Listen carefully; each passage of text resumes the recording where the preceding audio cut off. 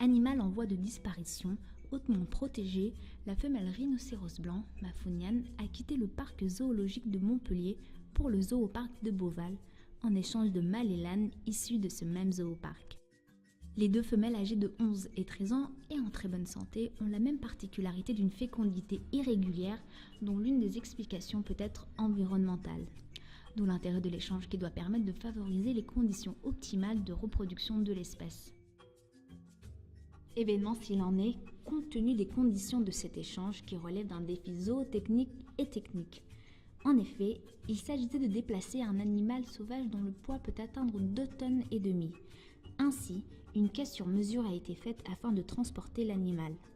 La caisse a été manipulée par une grue pouvant soulever un poids de 10 tonnes. Mafunian a ensuite fait le voyage jusqu'au zooparc de Beauval le 13 mars dernier en camion remorque accompagné d'un soigneur animalier et d'un agent technique du zoo de Montpellier. Le plus dur c'est le chargement, Oui. parce que faire entrer un animal dans une caisse de transport, un animal de 2 tonnes 4, le faire entrer dans une caisse de transport, c'est pas très évident. Il avait le jour au-dessus, le noir dans la caisse, le jour au-dessus, le noir dans la caisse, il fallait qu'il rentre vers le noir, c'était pas évident quand même. Le rhinocéros blanc, mammifère originaire d'Afrique du Sud, est une espèce en danger et protégée. Elle fait partie de la liste rouge de l'UICN, l'Union internationale pour la conservation de la nature, un statut quasi menacé. Bien que 20 405 individus aient été recensés en 2012 en Afrique, le nombre de spécimens tués représente, cette même année, 3% de la population, dont 745 individus braconnés en 2012. Depuis le début de l'année 2013, un rhinocéros est tué toutes les 11 heures en Afrique. L'intérêt de l'échange en dehors de la reproduction elle-même en captivité est fait pour justement essayer de préserver cette espèce, donc déjà en captivité.